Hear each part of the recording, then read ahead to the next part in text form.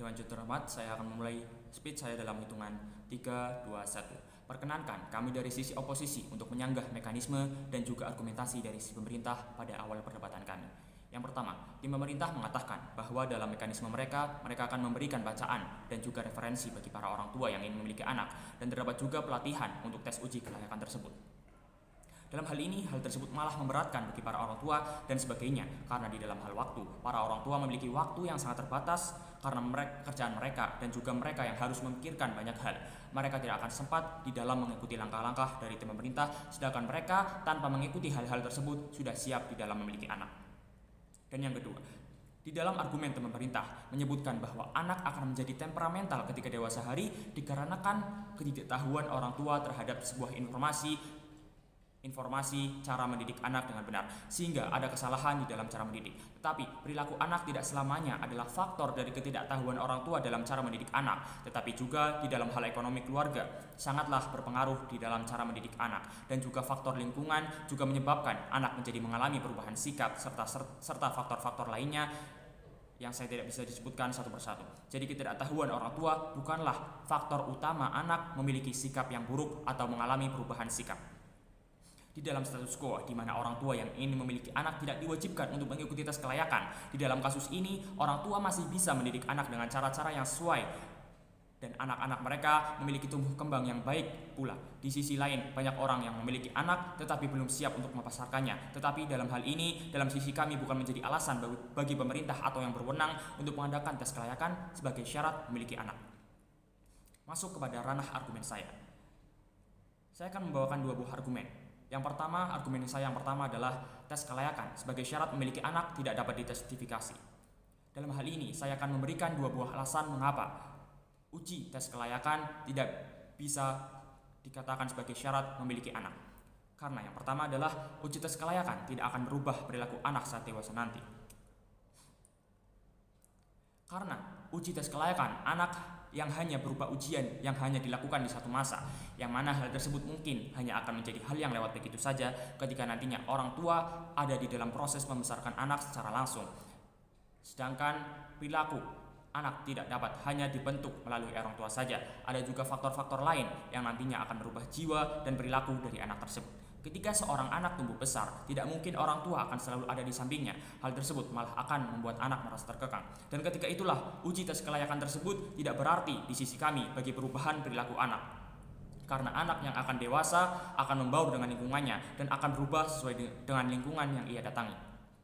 Dan juga, walaupun uji tes kelayakan dilakukan, apakah mungkin uji tes kelayakan tersebut juga membatasi minimal kondisi ekonomi orang tua? Karena sebagai orang tua yang memiliki kondisi ekonomi minimal yang kurang, pastinya akan susah untuk membesarkan anak dengan baik. Di status quo, di mana anak-anak yang memiliki ekonomi yang kurang akan melawan orang tua mereka, dan hal tersebut adalah bentuk kegagalan dari proposal dari tim pro. Dan disinilah di sisi pemerintah terjadi suatu ketidakadilan. Dan alasan yang kedua, mengapa uji tes kelayakan tidak dapat dijustifikasi? Karena uji tes kelayakan hanya akan memberatkan berbagai pihak. Dalam hal ini, berbagai pihak yang diberatkan adalah dari sisi orang tua, pemerintah, dan juga pelaksana uji tes kelayakan. Mengapa hal tersebut bisa memberatkan? Satu pertanyaan dari kami sebelumnya, apabila benar terjadi uji tes kelayakan tersebut, kapankah uji tes kelayakan ini seharusnya dilakukan? Apakah ketika setelah proses pernikahan, atau ketika para ibu sedang hamil, dan sebagainya? Karena hal tersebut belum dijelaskan di sisi pemerintah, maka hal tersebut sangat memberatkan. Karena apabila dilakukan setelah menikah, maka apakah berarti harus mempelajari materi-materi tes kelayakan sebelum menikah? Sedangkan kita tidak tahu akan menikah kapan, dan apakah akan masih ingat materi-materi tersebut dari tes tersebut hingga orang tua tersebut sudah memiliki anak. Dan ketika dilaksanakan ketika para orang tua sedang masa kehamilan, dalam hal ini tentunya akan memberatkan dari sisi orang tua karena harus lolos tes tersebut sebagai ibu yang sedang mengandung agar anaknya tidak digugurkan, sedangkan masa kelahiran ada dalam jangka waktu yang singkat. Sedangkan sebagai ibu yang sedang hamil, maka banyak sekali beban yang ia dapatkan. Maka uji tes kelayakan hanya akan menambah beban bagi para orang tua yang sedang hamil. Dari beberapa skenario yang saya sebut, hal tersebut sangat memberatkan dari berbagai sisi. Maka dari itu, hal ini tidak dapat dijustifikasi karena dua alasan yang saya sebutkan tadi. Yang pertama adalah uji tes kelayakan hanya akan memberatkan berbagai pihak, dan yang kedua adalah uji tes kelayakan tidak akan berubah perilaku anak saat dewasa nanti. Masuk kepada argumen saya yang kedua. Argumen saya yang kedua adalah uji tes kelayakan adalah sebuah implementasi daripada pencederaan hak pribadi. Uji tes kelayakan adalah implementasi dari pencederaan hak pribadi. Memiliki anak atau tidak adalah keputusan dari hak setiap orang tua. Maka dari itu, uji tes kelayakan sebagai syarat memiliki anak adalah hal-hal yang melanggar hak dan keputusan pribadi. Jika tujuan dari uji tes kelayakan dari si pemerintah adalah agar anak memiliki perilaku yang baik, maka hal tersebut bukanlah hal yang menjadi suatu urgensi yang utama dari pengadaan uji tes kelayakan. Perilaku setiap anak sangatlah bergantung dengan keberadaan anak itu sendiri. Dalam hal ini, sisi pemerintah sangat menunjukkan bahwa anak tidak dapat berkembang dengan baik secara individu dan harus bergantung dengan orang tuanya.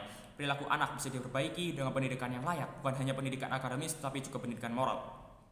Maka dari itu, urgensi dari pemerintah untuk melaksanakan uji tes kelayakan sebagai syarat memiliki anak bisa dipatahkan di dalam sisi kami. Dan di dalam kasus ini, uji tes kelayakan yang perlu banyak mempelajari teori ini dan itu, sedangkan para orang tua cenderung memiliki kesibukan yang padat dan sudah memikirkan banyak hal.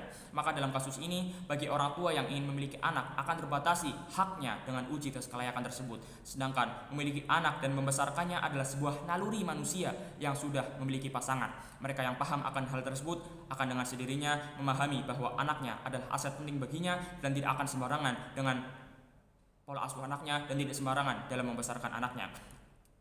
Maka dari itu, kami dari tim oposisi sangat bangga dengan